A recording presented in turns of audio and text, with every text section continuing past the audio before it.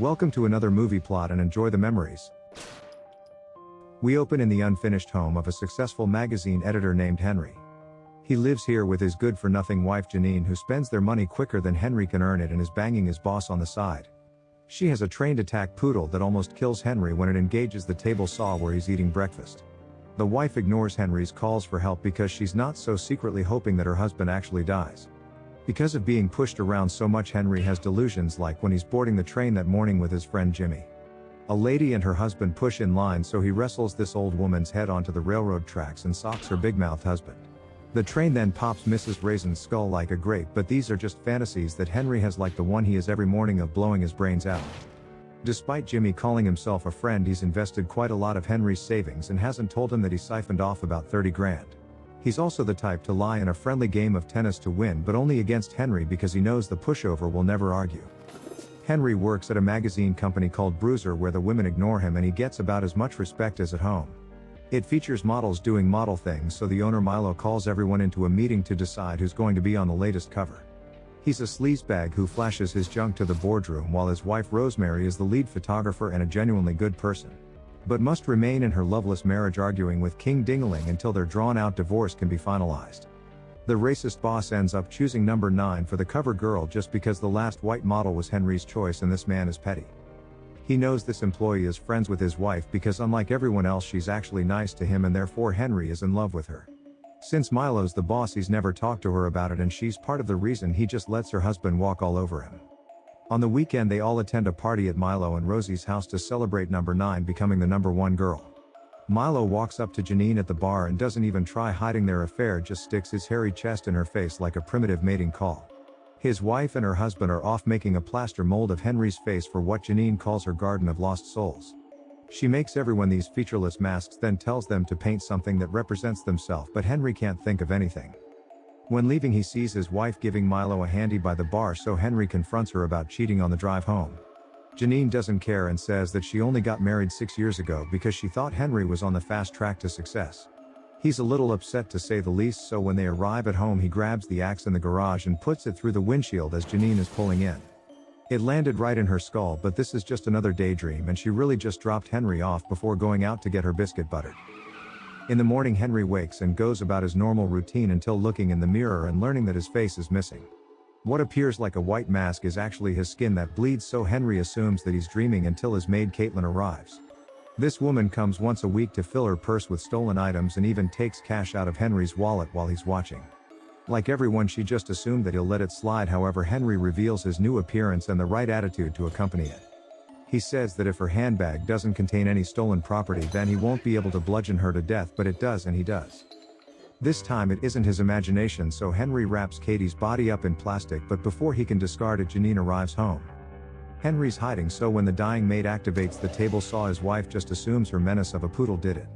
He overhears her conversation with Milo on the phone, where Janine says she's going to leave Henry the moment his boss finalizes his own divorce.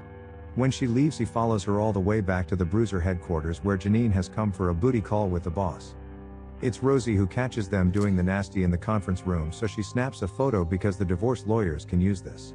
As she leaves with her ticket to 50%, Milo chases her all the way down to the street while leaving the half-naked Janine upstairs. Henry confronts his cheating wife with his new face and chases her around the office with no intention of letting her leave. He strangles her when she scratches his face, then ties an extension cord around her neck and throws her out the window. Milo sees his girlfriend dangling from the Bruiser building, and as police arrive they ask if she has a pulse, but she's swinging like 20 feet in the air. He lost both his girls in a single day, so the case detective McCleary arrives on the scene to say maybe try monogamy next time. Finding his clothes and another woman scattered about the crime scene, Milo talks about the affair, so police suspect a scorned ex-lover. Henry was seen throwing Janine out the window by Tom, so now he can either die alongside her or keep his mouth shut. The smart man chooses option number 2, so Henry lets him live and sneaks home without being seen by the police. When he arrives, Henry finally has time to dispose of Katie's body by weighing it down with some chains and throwing it in the river. Sometime later, when detectives arrive, Henry is about to off himself because he assumes there's no getting out of this one. Fortunately, he overhears McCleary say that Rosie was spotted in the building before the murder, so he isn't even their prime suspect. He just waits until they leave, then destroys his home and uses some of his blood to make it appear like he's been murdered as well. While looking through some business records, he finally discovers that Jimmy has been stealing his money, so he decides to make him his next target. He applies some skin tone and glasses to hide those horrifying eyes, then stops by Rosie's on the way to warn her about the police. McCleary is already there, however he's got no proof that it was Rosie who killed Janine, so he just asks what the hell are these masks.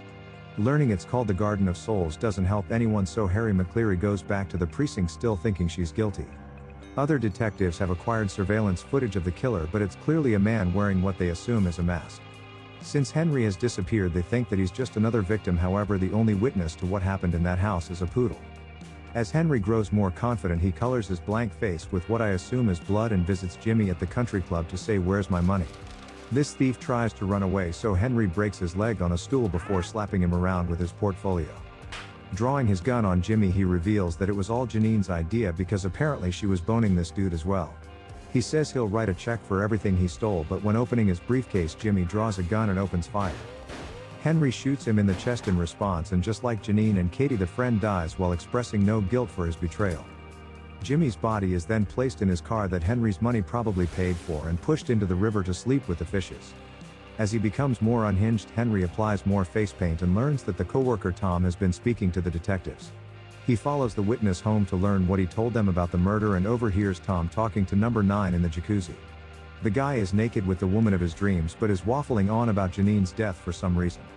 The snitch has got to go, but just as the ghost face killer's about to pull the trigger, Tim says that he isn't going to tell the police.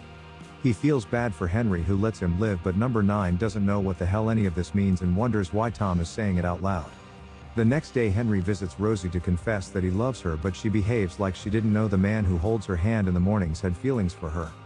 He calls up the radio to reveal that he's the masked killer from the paper to protect Rosie before leaving to murder her husband as his final target. She says that they can never be together now because Henry's a murderer, but doesn't seem to mind when it involves finalizing her divorce. He plans to do it at the company's Halloween party, which Henry attends wearing a clever mask to disguise his identity. Dressed like the Shadow, he walks right in a wanted man. However, both Rosie and the detectives are there looking for him for presumably different reasons. They're unable to find Henry because most of the people at this party are wearing some kind of mask and know that Milo is his target, but don't go looking for him. He's currently laying it on some model in a toilet cubicle, so Henry tells her to leave while he has a talk to their boss. He's brought along some of the office blokes to dangle Milo from the ceiling with wires because nobody likes this guy. There's been people hanging above the crowd all night and using some laser projector to explode the heads of confetti-filled dummies.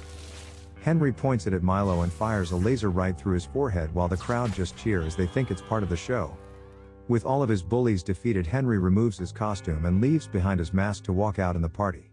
Suddenly everyone can see his real face, however when McCleary tries to arrest him the confusion begins. Rosie has put on the costume that Henry left behind and claims to be the killer because she knows that evidence will just prove she's innocent anyway. Henry escapes into the crowd, and when asked why she helped him later, Rosie just tells McCleary that she has no idea about that. She wanders away since nobody can prove otherwise, and sometime later Henry has started a new life as a tie-dye wearing long-haired hippie. He lives in a different city and works as a delivery boy for a bunch of ungrateful suits who abuse him more than his previous victims. One executive screams at Henry, so he turns around with the featureless face of somebody about to stand up for himself. And the movie ends.